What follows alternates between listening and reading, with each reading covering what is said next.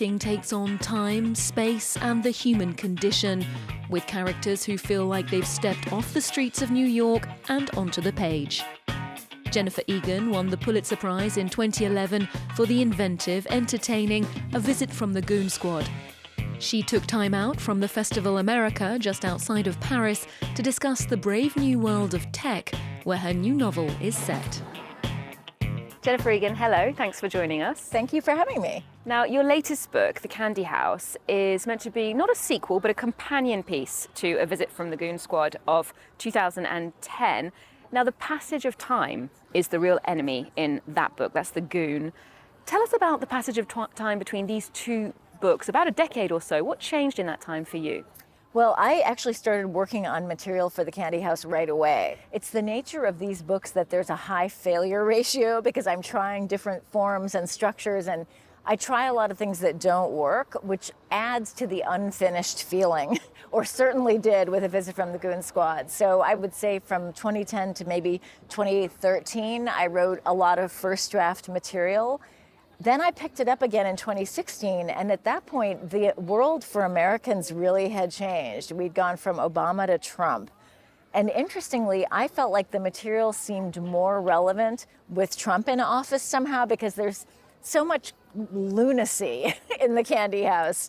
You know, the sense of kind of American craziness, and also the double-edged nature of online experience, the difficulty of separating truth from untruth.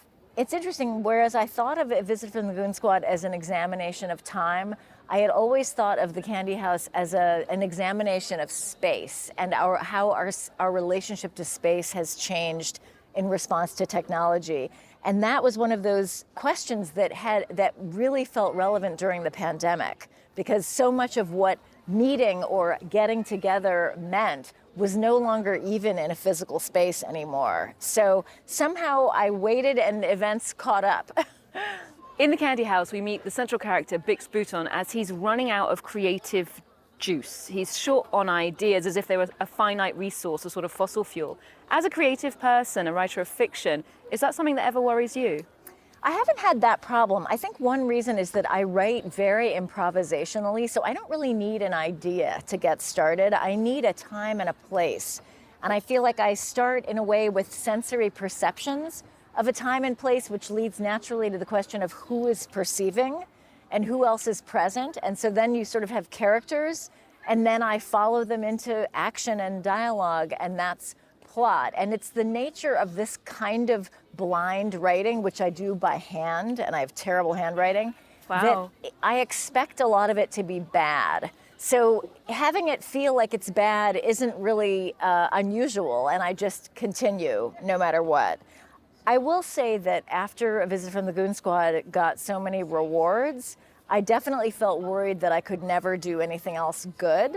And I worried about that a lot while I worked on my novel, Manhattan Beach. So it may be that when I wrote about Bix, feeling this question of like, what is my new inspiration? He's 41 years old and he's already invented social media. Where do you go from there? I think it helped me to imagine his state of mind, to know a little bit what it felt like to worry that the next act would never be as good as the first. Now, the Candy House of the title is a bit of an allusion, I believe, to the sugar high that we can get, that sort of dopamine shot that we get from likes, virtual interactions, text messages. It's now been proven that we actually have that reaction. What do you think that's doing to our capacity to engage with art or to experience non-digital culture? I think it's a huge issue. I mean, when I thought about The Candy House, one thing I liked about that title was that it suggested so many things, including, you know, Hansel and Gretel in the Grimm story. But I think a lot about the fact that very smart people are programming apps and social media platforms so that they play upon our need for those little dopamine hits.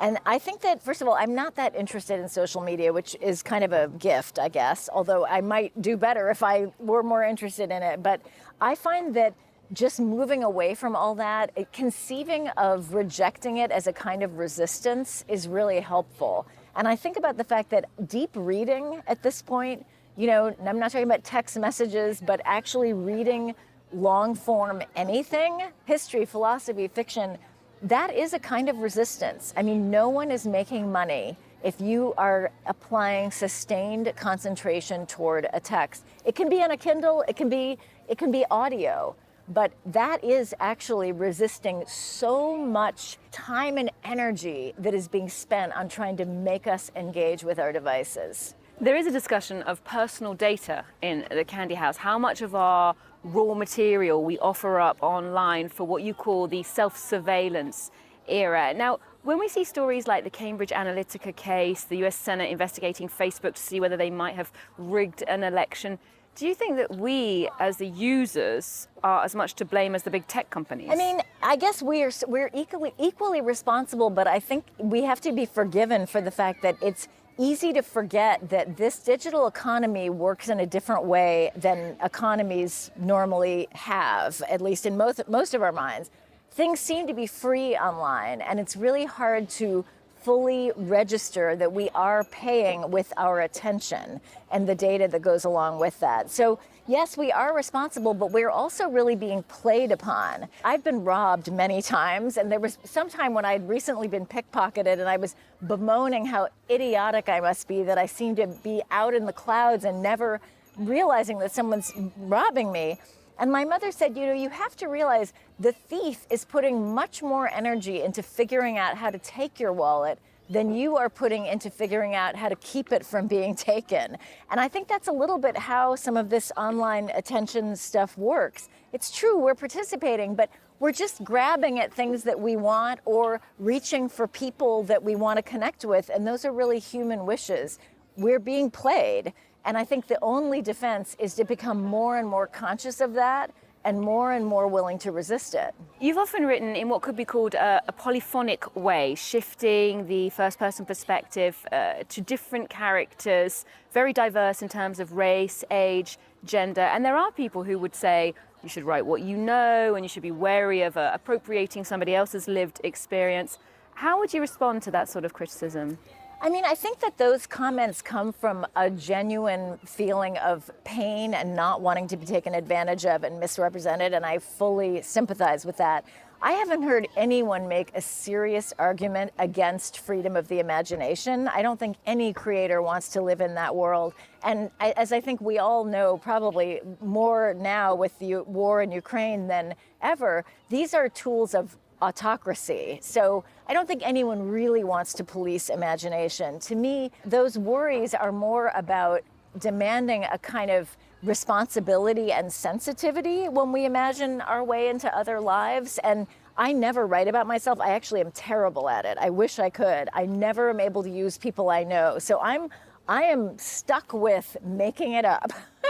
So I'm used to doing what I need to do to make sure I'm doing that as well as I can. And that means even in really basic ways, like in the first chapter, Bix Boughton goes to a group of academics and he participates in a conversation about pretty abstract topics. And I have a friend who's an art history professor, and I gave her that scene and just said, does this sound the way academics would actually talk? And I had actually made a couple of really big mistakes that would have jumped out. So due diligence and responsible interactions with readers, I think, is a big help. And raising social or political issues in their books has seen many authors come under fire. That can even escalate, especially in the online space, to things as bad as death threats. That had tragic consequences for Salman Rushdie this summer when he was on stage in New York when he got stabbed. How do you see the state of freedom of speech for writers at the moment? Internationally, it's terrible. I mean, PEN America, which is an organization I was president of for about 3 years, is keeping a tally of writers that are imprisoned around the world, and it's in the hundreds. And I think that at least in America, I can only speak for America, there are huge pressures on free speech from both sides, actually. I mean, the right is outright banning books in schools and all over the place, which is sort of horrifying. But a lot of the punitive instinct to be angry at people for getting it wrong, let's say, in imagining a life other than their own, sometimes that comes from the left.